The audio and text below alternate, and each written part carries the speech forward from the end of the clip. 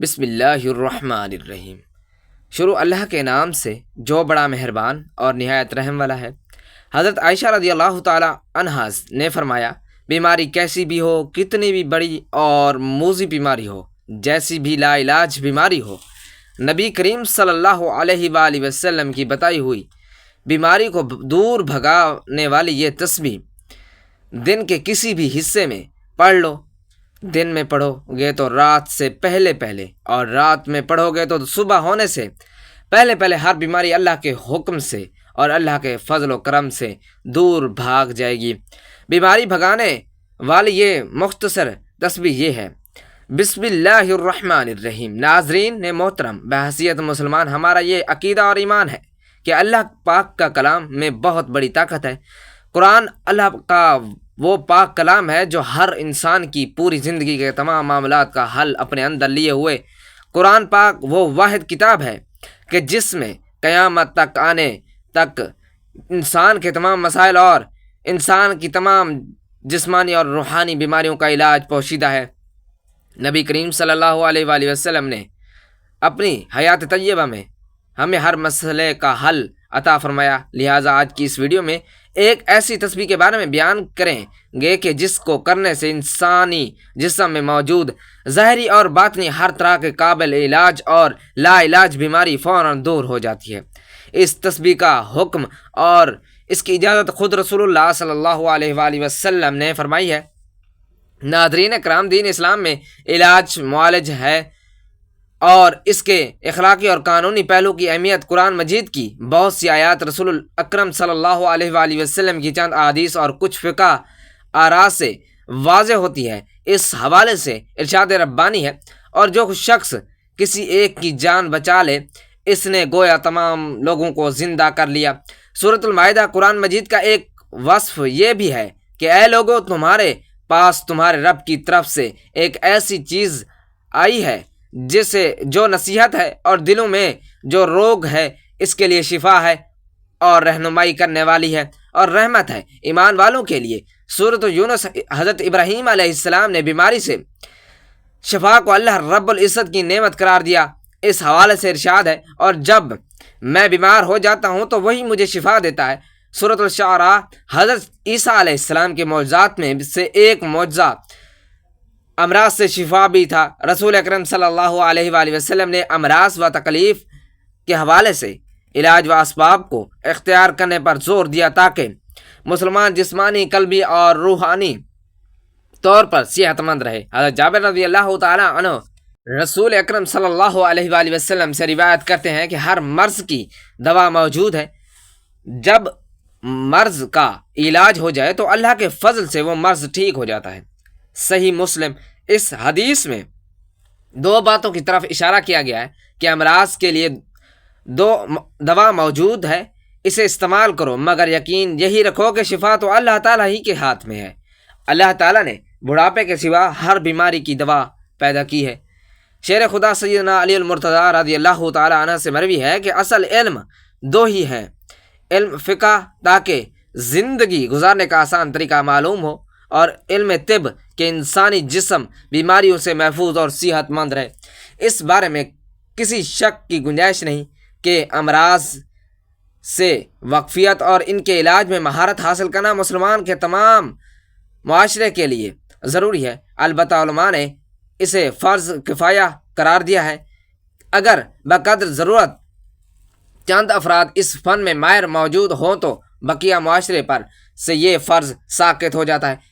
علاج معالجہ تو زیادہ بڑی بات ہے۔ اسلام میں فقط مریض سے ملاقات کرنے کا بھی بڑا اجر ہے۔ قرآن فرمان رسول صلی اللہ علیہ وآلہ وسلم ہے، صبح کے وقت ایک مسلمان سے صرف ملاقات اور عیادت کرنا شام تک کے لیے ہزاروں فرشتوں کی دعا کا مستحق بنا دیتا ہے۔ اسی طرح شام کے وقت کسی کو جا کر ملنا صبح تک کے لیے یہی انعام دلواتا ہے، اور پھر اسی پر بس نہیں بلکہ جنت میں مزید انعامات کا وعدہ بھی ساتھ ہی ہے۔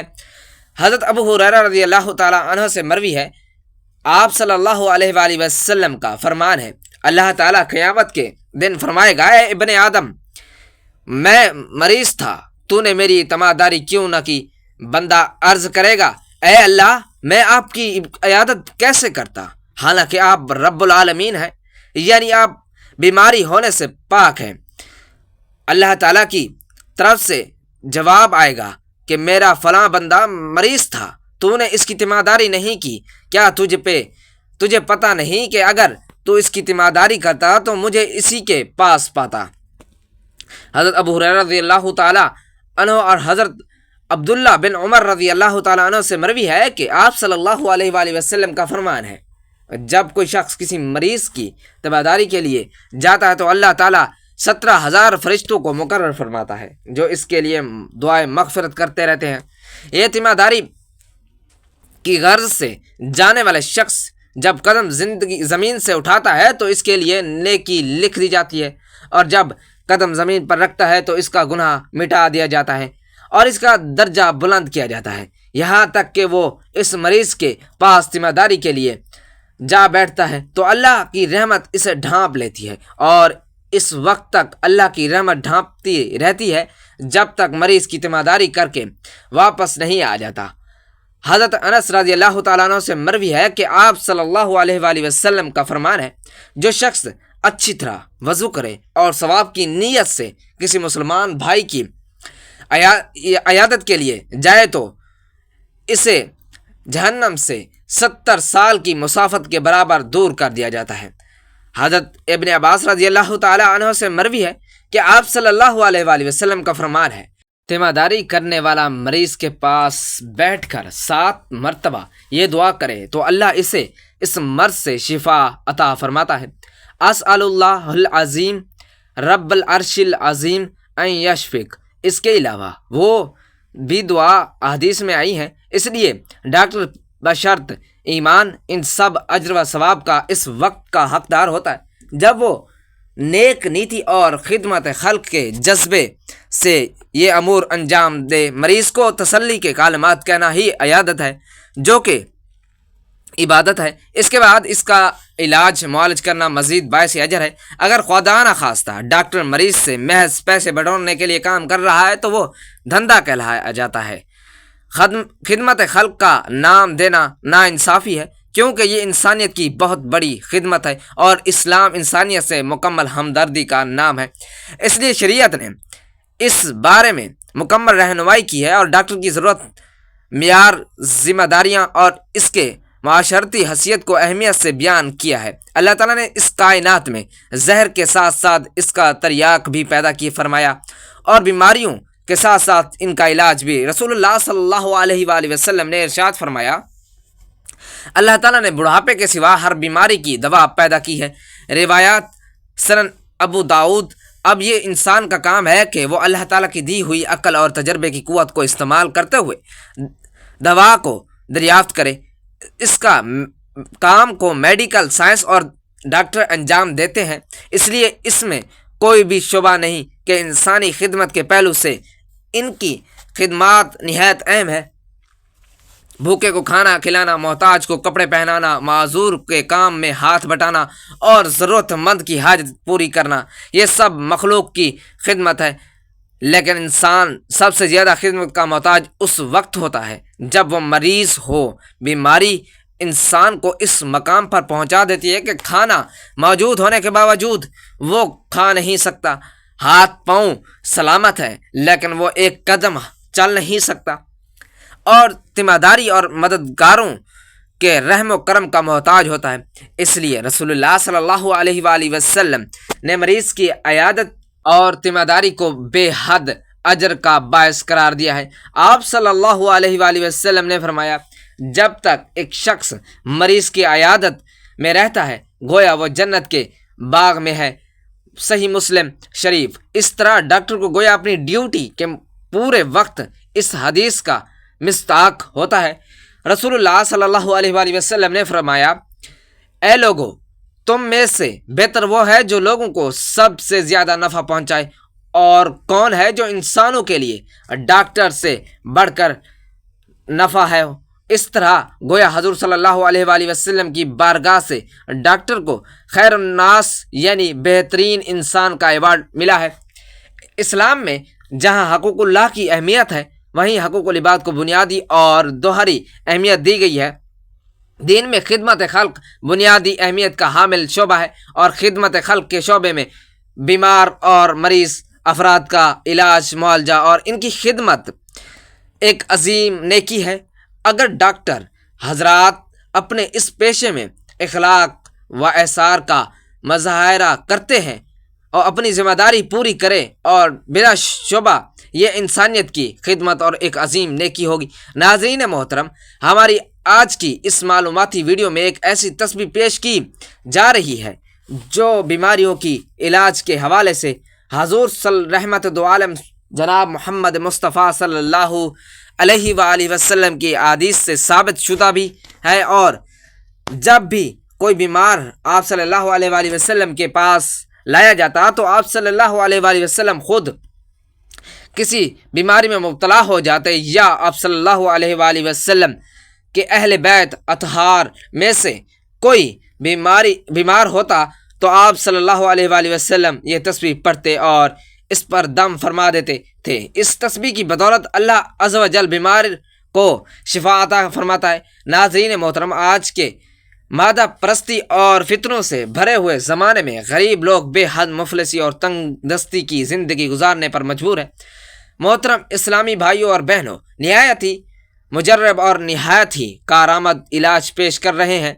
نبی کریم صلی اللہ علیہ وآلہ وسلم سے ثابت ہے، بلکہ خود حضرت عائشہ صدیقہ رضی اللہ تعالی عنہا نے نبی کریم صلی اللہ علیہ وآلہ وسلم سے ثابت شدہ ہے۔ یہ علاج خود امت کے حوالے فرمایا ہے۔ اس تسبیح کے عمل سے قابل علاج اور ناقابل علاج یعنی لا علاج ہر طرح کی بیماری اللہ کے حکم سے اور اللہ کی اذن سے الحمدللہ بفضل خدا جاتے رہتے ہیں۔ بات صرف اور صرف یقین کی ہے۔ اگر آپ ڈاکٹروں سے علاج کروا کر تھک چکے ہیں اور اپنا بہت سا ڈھیر مال ڈاکٹروں کی نظر کر چکے ہیں، لیکن پھر بھی شفا یابی سے محروم ہیں، یا پھر آپ کے پاس اتنے پیسے ہی نہیں کہ آپ بڑے بڑے ڈاکٹروں کی فیسیں ادا کر سکیں، اور یہ چاہتے ہیں کہ گھر بیٹھے ہی اللہ پاک آپ کو ہر طرح کی موذی اور خطرناک امراض سے نجات عطا فرما دے، تو آپ نے یہ تسبیح اپنے معمولات میں شامل کر لینی ہے۔ انشاءاللہ پہلی بار پڑھنے سے افاقہ آپ خود محسوس کریں گے۔ اگر آپ خود بیمار ہیں تو خود یہ تسبیح پڑھ کر دم کر لیں، لیکن اگر کسی دوسرے کے لیے یہ عمل کر رہے ہیں تو بھی درست ہے، اور اللہ تعالیٰ کے حکم سے دوسروں کو دم کرنے سے انہیں شفا یابی حاصل ہو جائے گی۔ نہایت ہی آسان اور مجرب عمل ہے، نہایت مختصر دعا ہے جس کا عمل آپ نے کرنا ہے۔ عمل کا پورا اور مکمل طریقہ جان لیجئے کہ یہ عمل آپ نے ہر طرف کی چھوٹی بڑی موذی اور لا علاج بیماریوں سے نجات اور ان سے حفاظت کے لیے کر لینا ہے، خاص طور سے جن گھروں میں چھوٹے بچے ہیں جو بہت جلد کسی نہ کسی بیماری کا شکار ہو جاتے ہیں، تو نبی کریم صلی اللہ علیہ وآلہ وسلم کا بتایا ہوا یہ دم ان پر ضرور کریں۔ انشاءاللہ بچے ہر طرح کی چھوٹی بڑی اور موذی امراض سے محفوظ ہو جائیں گے۔ ناظرین محترم، بغیر کسی شک و شبہ کے اور بغیر کسی حیل و حجت کے جو دم ہم آپ کو اس ویڈیو میں بتانے جا رہے ہیں، اسے اپنی روزمرہ کی زندگی میں شامل کریں اور انشاءاللہ آپ خود ہمیں دعائیں دیں گے۔ ابن ماجہ میں اس حوالے سے بہت سی دعائیں ہیں، آپ اور نبی کریم صلی اللہ علیہ وآلہ وسلم کے دم فرمانے کا مفصل بیان موجود ہے۔ اسی طرح بخاری شریف اور مسلم شریف کی ایک متفق علیہ حدیث ہے کہ حضرت عائشہ صدیقہ رضی اللہ تعالی عنہا نے فرمایا کہ رسول اللہ صلی اللہ علیہ وآلہ وسلم اپنے بعض گھر والوں کی بیمار پرسی کرتے ہیں تو اپنا دایاں ہاتھ مریض کے درد والے حصے پر پھیرتے اور یہ دعا پڑھتے تھے: اللہم رب الناس اذہب بالباس اشفی انت شافی لا شفاء الا شفاؤک شفاء لا یغادر سقما۔ اے اللہ، لوگوں کے رب، تکلیف کو دور فرما، شفا عطا فرما، تو ہی شفا دینے والا ہے، تیرے سوا کوئی شفا دینے والا نہیں۔ اے شفا عطا فرما، جو کوئی بیماری باقی نہ چھوڑ۔ روایت حدیث متفق علیہ اس دعا سے پیاری اور عاجزی والی اور کون سی دعا ہو سکتی ہے؟ تو یہ دعا آپ کسی بھی بیماری سے نجات کے لیے کریں یا پھر کسی بھی بیمار کے لیے کریں تو جان لیجئے کہ اس دعا کو کم سے کم 7 بار، لیکن اگر زیادہ ہو سکے تو 21 بار پڑھ کر پانی پر دم کریں، وہ پانی مریض کو پلا دیں۔ اگر اپنے لیے یہ عمل کر رہے ہیں تو خود یہ پانی پی لیں اور درد والی جگہ پر پھونک بھی مار لیں۔